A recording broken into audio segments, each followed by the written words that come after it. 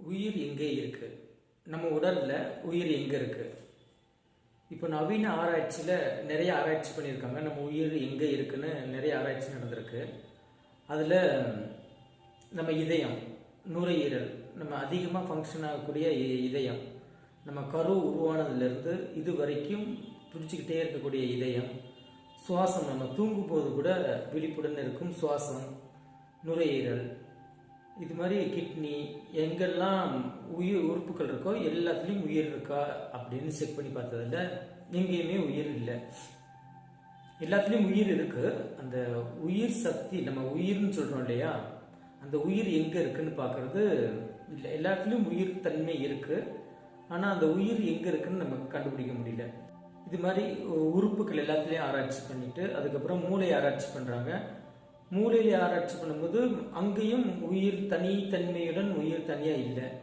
அப்போது எல்லா செல்கள், நம்ம உடம்புல கோடிக்கணக்கான செல்கள் இருக்கு, அந்த செல்கள் முழுவதுமே உயிர்த்தன்மை உள்ளது. எல்லா செல்களுக்கும் உயிர் இருக்கு. அப்போ உயிர் நம்ம முழு செல்கள் ஃபுல்லாகவே உடம்புல இருக்க கோடிக்கணக்கான செல்கள் முழுவதுமே உயிர் உள்ளது அப்படின்னு சொல்லி முடிவு பண்ணுறாங்க. அதுக்குள்ள இது வரைக்கும் நம்ம நவீன ஆராய்ச்சியில் உயிர் எங்கே இருக்குன்னா எல்லா செல்களையும் இருக்குன்னு தான். நம்முடைய சித்தர்கள், ஞானிகள் அவங்கள என்ன சொல்றாங்கன்னா மூலாதாரத்தில் உயிர் இருக்கு. மூலாதாரம் சொல்ற இடத்துல நம்ம முதுகுத்தண்டு பகுதி அடிப்பகுதியில் உயிர் இருக்கு, அங்கதான் உயிர் இருக்கு அப்படின்னு சொல்றாங்க. அந்த உயிரை எழுப்பதுக்காக தான் குண்டலினியின் சக்தியை மேலே எழுப்பி உயிர் சக்தியை மேலே கொண்டு வர்றாங்க. அதே ஆக்னி தவம் இருந்து நம்ம மெடிடேஷன் பண்ணும்போது ஆக்னின்னு நெற்றி போட்டில் ஒரு தவம் இருக்கு, அந்த தவம் பண்ணி நம்ம உயிர் சக்தியை அங்கே கொண்டு வர்றது. அதே பீனியல் கிளாண்டு நம்ம இதுக்கு நேரம் உள்ள மூளையின் நடுப்பகுதியில் இருக்கும். தண்டுவடத்தின் மேல் பகுதி, மூளை நடுப்பகுதியில் பிட்யூட்டரி பீனியல் கிளாண்ட் இருக்கும். அங்கே அங்கே அந்த குண்டலினி எழுப்பி அந்த சக்தியை கொண்டு வர்றது. அது ஒரு தவம். மூலாதாரத்தில் தான் உயிர் இருக்கு அப்படின்னா நம்ம எப்படி தெரிஞ்சுக்கலாம்? சரி, செல்கள்லாம் உயிர் இருக்குனாங்க. இப்போ சில உறுப்புகள் மாற்றப்படுது, கிட்னி ப்ராப்ளம் ஆயிடுச்சுன்னா கிட்னியை மாற்றுறாங்க. அப்போ அங்கே உயிர் இருந்ததுன்னா கிட்னியை மாற்றும்போது உயிர் போயிடணும் இல்லையா? அப்போ ஆனால் அந்த உறுப்பு மாற்றினதுக்கப்புறம் உயிர் இயங்கிட்டு தான் இருக்கு.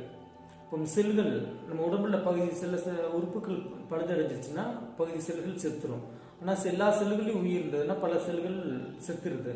அப்போ எப்படி அங்கே உயிர் இருக்குன்னு சொல்ல முடியும்? பொதுவாகவே நம்ம உடல் இயக்கங்கள் எல்லாமே ஒரு குறிப்பிட்ட உறுப்புகளை இன்னொரு உறுப்பு செயல்படுத்தி கொண்டிருக்கும். அது ஒரு சின்ன ஹார்ட் எடுத்துக்கிட்டோம்னா ஹார்ட்டை கண்ட்ரோல் பண்ணுறது மூளை. நம்ம ஒவ்வொரு உறுப்புகளும் எடுத்துக்கிட்டோம்னா அந்த செல்கள் இருக்கும், அந்த செல்களை அந்த உறுப்பு கண்ட்ரோல் பண்ணும். இதயத்தில் உள்ள செல்கள் எல்லாம் இதயம் கண்ட்ரோல் பண்ணும். கிட்னியில் உள்ள செல்கள் எல்லாத்தையுமே கிட்னி கண்ட்ரோல் பண்ணி அதோட வேலையை அது செய்யும். இது மாதிரி நம்ம உறுப்புகள் எல்லாமே அந்தந்த செல்களுக்குள்ள செய்ய வேண்டிய வேலையை அந்தந்த உறுப்புகள் செல்களை வச்சு செய்யும். அப்போ ஒரு செல்களுக்கு ஒவ்வொரு செல்களுக்கும் உயிர் இருக்கு. அந்த செல்களை தூண்டுறது, அதை கண்ட்ரோல் பண்றது ஒரு உறுப்பு. அப்போ இந்த உறுப்பெல்லாம் கண்ட்ரோல் பண்ணக்கூடிய ஒரு சக்தி மூளையில இருக்கு. அப்போ மூளை தான் நம்ம உடம்புல எல்லா உறுப்புகளையும் கண்ட்ரோல் பண்ணுது, இயக்கிக்கிட்டு இருக்கு. அப்போ இதுல இருந்து இன்ஃபர்மேஷனை கலெக்ட் பண்றதும், இங்க இருந்து இன்ஃபர்மேஷனை கொடுக்கறதும், செய்ய தூண்டுறதும் எல்லாமே மூளை தான். அப்போ இந்த மூளையை கண்ட்ரோல் பண்றது யாரு? அது தெரிஞ்சாச்சுன்னா நம்ம உயிர் எப்படி செயல்படுது அப்படிங்கறத தெரிஞ்சுக்கலாம்.